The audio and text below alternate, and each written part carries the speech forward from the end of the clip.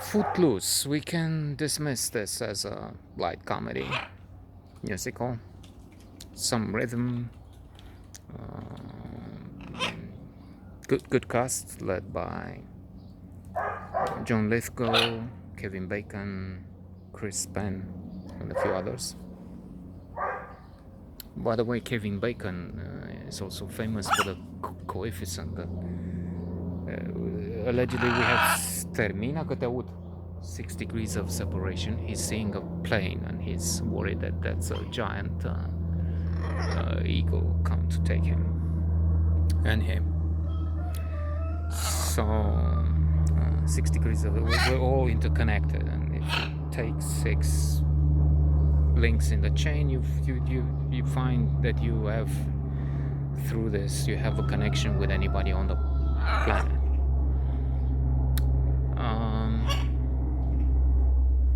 And I think Malcolm Gladwell says somewhere that there will be people who have few connections, such as this one, but then there will be some who have, they are the ones that create a network because they have so many.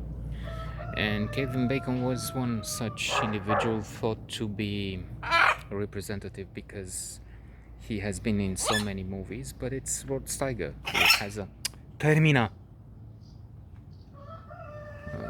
who has had a bigger number of connections due to the number of movies, the variety of genres he adopted, and so on.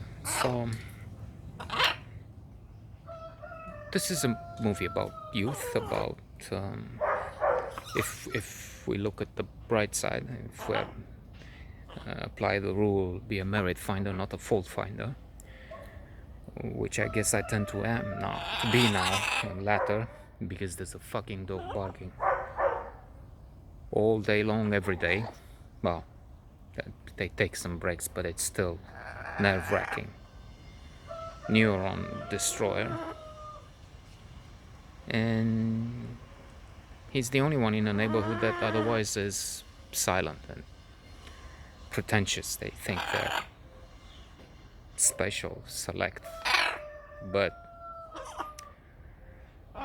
they're not. The proof. So at one point, the Kevin Bacon character wants to promote something different for his small town. Termina. And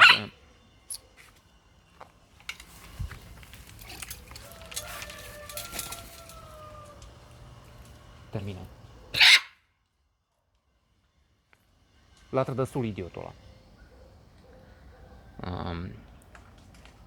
You tell him, and then you have to act. You put water over the head if baptism is the only solution.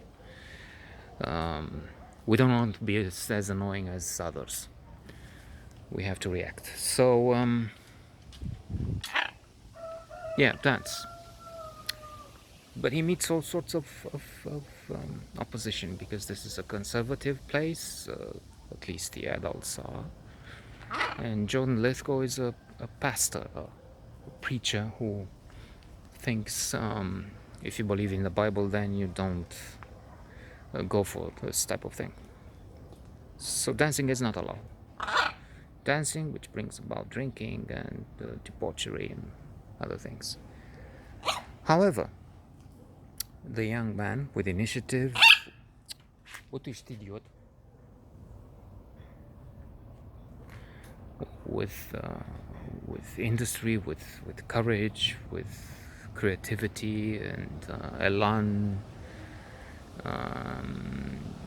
wants to debate this thing. So in a meeting of the town council, I guess it was, he says he has this proposition and he wants to present it and plead for it, if you will. And he quotes from the Bible.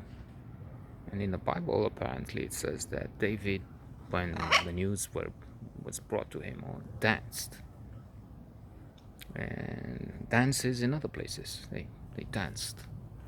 So, if the people in the Bible, in the old days, why couldn't they And slowly, gradually, maybe they bring about a change. Maybe they make the priests see that this is not sin, actually.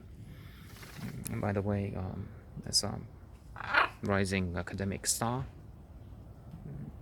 apparently. I just found about him about a few months ago. Jordan Peterson, with the conservatives, which was not my cup of tea.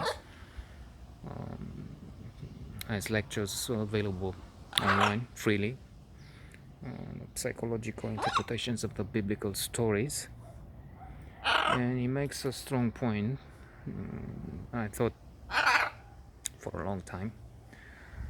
As a child, I was raised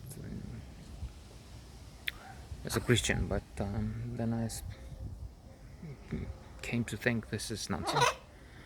Now he's putting things in a different perspective.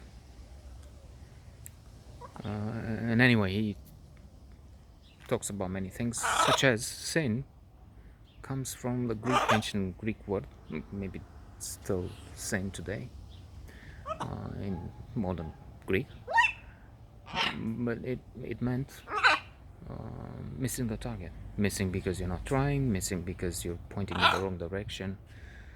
But it doesn't seem like dancing is sinful in any way. Well, I hesitated because it may be a dance that is